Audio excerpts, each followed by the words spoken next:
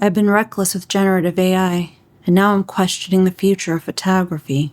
Until just a few months ago, I didn't really know much about AI. I thought it had something to do with magical job-stealing robots that Elon Musk had created to rule the universe. Now, what happens when something vastly smarter than the smartest person comes along in silicon form? It's very difficult to predict what will happen in that circumstance. But I decided to do some more research because I'm not one who usually shies away from new assistive technology. I dipped my toe in the AI pool by using ChatGPT. I'd heard a YouTube guru suggest using it to come up with new video ideas. I wasn't exactly impressed with the results. It generated some cookie-cutter ideas such as best budget gear under $100, or APS-C versus full frame. These were some stale ideas that I had either used before or seen dozens of times on other channels. I soon started to wonder if artificial intelligence wasn't quite as magical or intelligent as people made it out to be. As I started to do a little more research into AI, beyond the hyped-up panic porn that the media was trying to serve up, I came to realize that artificial intelligence and machine learning weren't exactly new technologies. And from watching Clownfish TV, I came to realize that AI definitely has its limitations. AI is a drunken intern.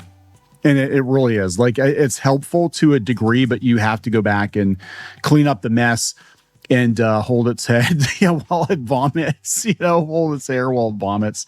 I mean, it's not always going to be that way, but I truly do not believe AI is really that intelligent, nor do I think it, at this point, has any chance of becoming like sentient. I think it can mimic sentience because it inhales a lot of data unless there's another major breakthrough. It's basically a very, very fancy search engine. And that's what's so insidious about it.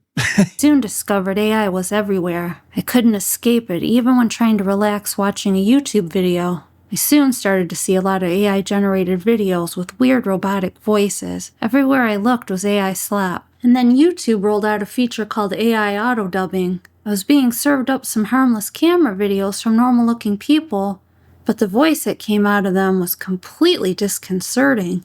John Alpha 7. Mark 4. This is going to be a functional summer. Oh. It's like a new life. And it's really like this. I'm going to fight. I'm going to fight. I'm going to do it. It's Sony's full-size 7.4s. And it's the first Sony camera. It's the one who was hit by a child. Yes, I was like that, and I was like, well, I was like, well, I'm like, well, I'm like, well, it's kind of I think I'm going to do it.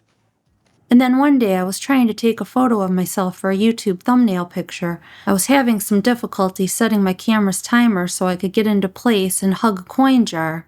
I wasn't totally happy with the results because I just couldn't get the pose right. And then I remembered Artlist had an AI image-to-image generator, and I thought maybe it wouldn't hurt to try it out. When I got the results back, I was pleasantly surprised. I uploaded my original photo to use as a model, and I was pretty impressed with the results. Except it did straighten both my eyes and my teeth. And some of the characteristics are definitely not mine. And it also shaved off about 15 pounds from my weight. When I showed the image to my friend for some feedback, she suggested using a piggy bank instead of a coin jar. I didn't have a piggy bank around the house, and I wasn't about to go and buy one. So I decided to go back to the AI generator and add one. I had run out of free credits with the Artlist generator, so I went over to ChatGPT and tried that. And this time the results it generated were definitely not me at all. But this was a hilarious experience. But then after tweaking the prompts a bit to simply replace the coin jar with a piggy bank, I received a result that looked quite a bit more like myself. I was having fun playing around with it, but then I wondered how ethical it would be to use this as my actual thumbnail photo. It somehow struck me as deceptive. I've used Photoshop and Canva to replace backgrounds and do other kinds of manipulations with photos, but somehow this felt like a whole new level of manipulation. This experience did open my eyes to some of the possible advantages of generative AI. If you're a photographer or videographer on a budget and you really can't afford fancy sets or props, these generative tools might just be a solution. Throughout history, there's been a debate over what makes a picture legitimate. When photography was invented, some people didn't want to accept it as a legitimate medium because they'd always known painting. And then when digital photography came along, some people considered it inferior to film. So I don't want to completely write off AI image generation as a legit art form. But then I wondered if AI could completely replace photographers. Then I went down the rabbit hole and realized that Tony and Chelsea Northrup had already taken this into consideration.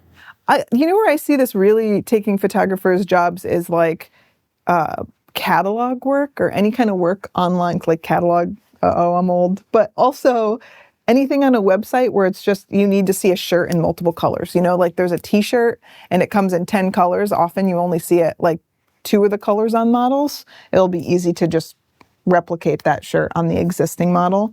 So I think any type of photographer doing that kind of rote work is probably going to be replaced. And we're already seeing a lot also with like any kind of still life photography, like brand photography.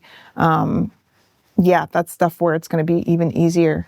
Besides the loss of photography jobs and those in other professions, AI also has some other negative impacts. I saw this news story that AI data centers are causing the cost of electricity to skyrocket for everybody. So electricity prices are surging nationwide. To what extent is the rapid expansion of AI and those data centers driving up those costs? So the rise of these industrial scale computing facilities that are needed for AI and other internet applications is certainly one of the factors driving up prices. And I think there's a chance that AI is going to drive our bills even higher in the future.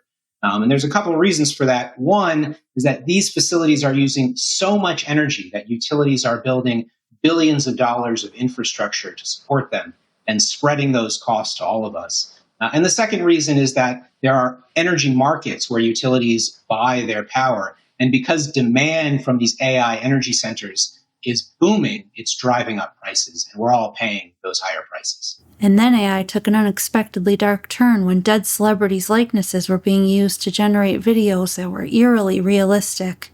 When Sora 2 launched, my TikTok feed was completely flooded with videos of Michael Jackson and all sorts of bizarre scenarios. It says buy one, get one free on milk. Right, but it expired last July. We're in October, ma'am. You just, override it? I could, but then I get written up, and I like this job. What was really scary is the voice was so accurate.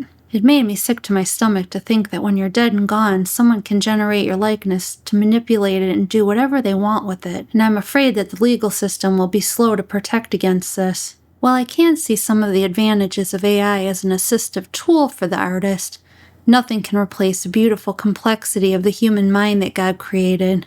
The keen eye of the photographer and the author's unique voice can never be replicated artificially.